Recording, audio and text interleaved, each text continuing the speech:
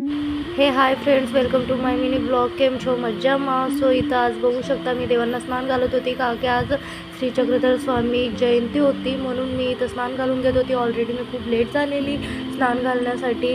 मी इथं तरी 4 वाजेच्या लगभग मी स्नान घालत होती. त्याच्यानंतर मी म्हणजे सकाळी माझी तब्येत बरी नव्हती म्हणून काही मी लवकर उठून केलं नाही. आणि इथं बघू शकता मी स्नान घालून झालं. मी इथं देवांना पुसून घेतलं. देवांना पुसून झाल्यानंतर मी इथं लगेच सगळं फुलहार तेल वगैरे लावून घेतलं. देवांना विडा चढवला, विड्याची आरती म्हटली. सो इथं